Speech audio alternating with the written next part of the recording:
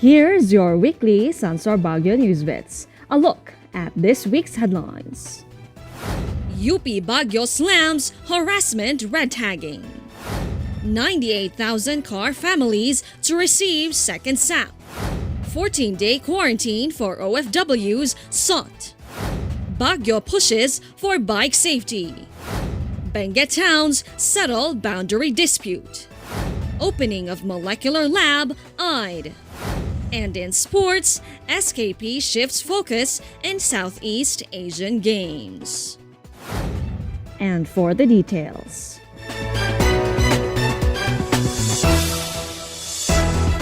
The University of the Philippines Baguio is asking Mayor Benjamin Magalong for a dialogue after lives of students and a professor were compromised. This report from Maria Lana Katahan.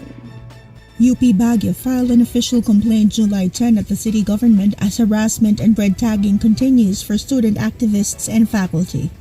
University Student Council Chairperson Nico Ponce and League of Filipino Students Metro Baguio Chairperson Cheska Kapunan received private messages and death threats through anonymous Facebook accounts and numbers saying both are fronts for the Communist Party of the Philippines New People's Army. Junior faculty of UP Baguio Dean Soriano likewise received a death threat after presenting to the City Council a study on the importance of trees to the city. Since January, a branding of students and organizations as members and fronts of the CPP-NPA has been circulating on social media, including printed materials set up in different areas in the city with the same content. Maria Elena Katahan, SunStar Baguio. The Department of Social Welfare and Development Cordillera started the distribution of the second tranche of the Social Amelioration Program or SAP to some 98,000 identified beneficiaries in the region. This report from Jonathan Yanes. DSWD Cordillera Regional Director Leah Quintilla explained, the payment process for the second tranche of SAP will be done through a digital payout, which he sees as faster compared to the direct payout conducted for the first tranche and is expected to be finished by as much as 80% by the end of July. The agency reiterated that among the challenges they see for the second tranche of SAP is the absence of cellular phone units or access to digital payment of some of the beneficiaries, to which they have sought the support of the financial service providers and the local government units on how to support them regarding this matter. Some areas in the region having no internet connection will undergo a direct payout, like the areas of Bakun, Cabayan, and Sablan in Benguet Province. Jonathan Llanes, SunStar Baguio.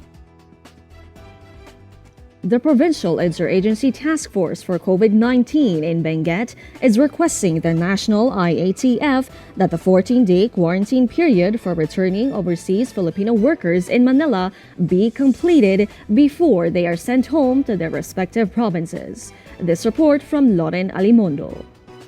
In a resolution, Provincial IATF said returning OFWs should complete 14-day quarantine facility in any of Department of Health Bureau of Quarantine or Overseas Workers Welfare Administration approved facility in Metro Manila before they are sent home.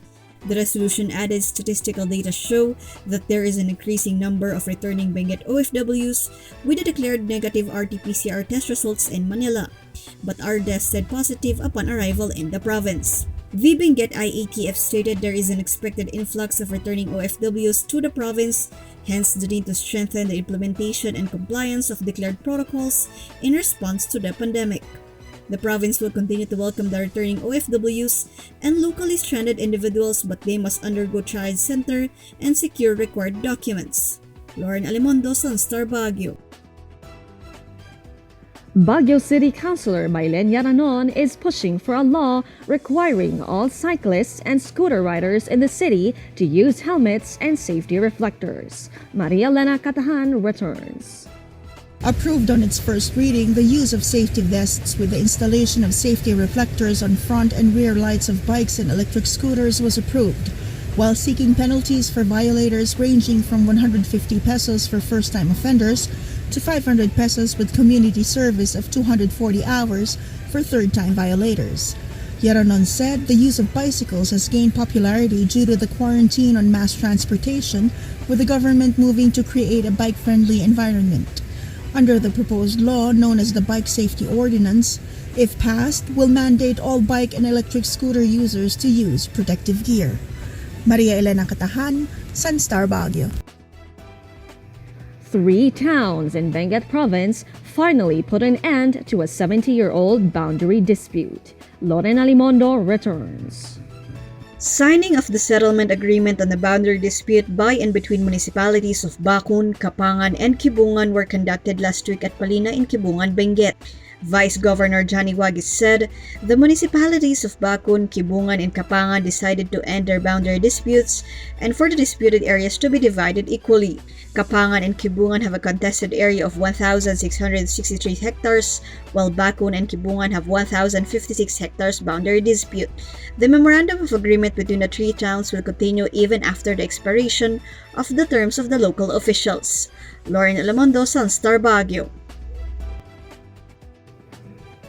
The provincial government of Benguet is eyeing full operation of a molecular laboratory for COVID-19 testing in August this year. This report from Joven Peralta.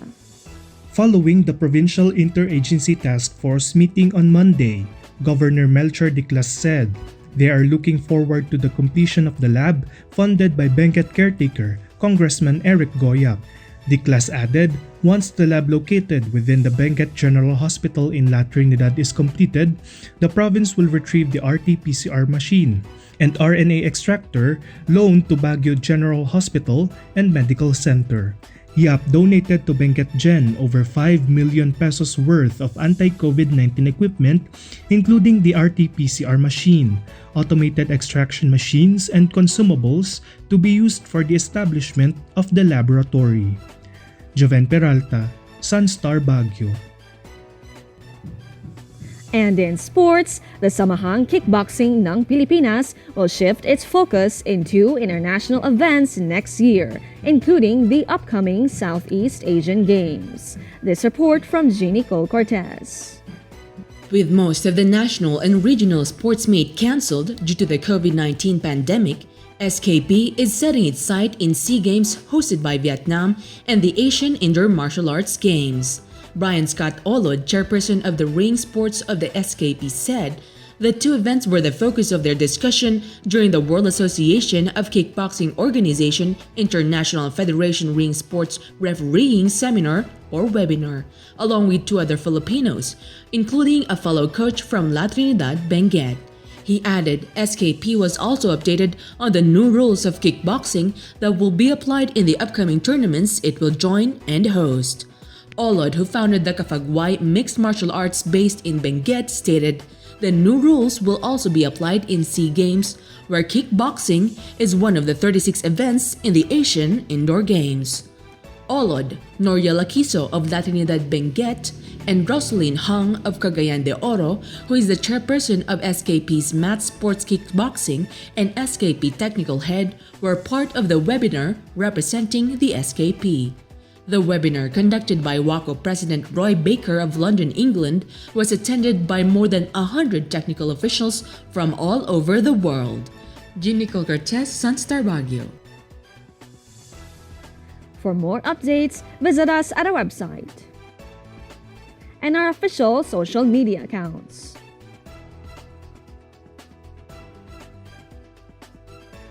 Working from home in Baguio City, this is Conway Copas, reminding you to grab a copy of SunStar Baguio, the only daily newspaper in Northern Luzon.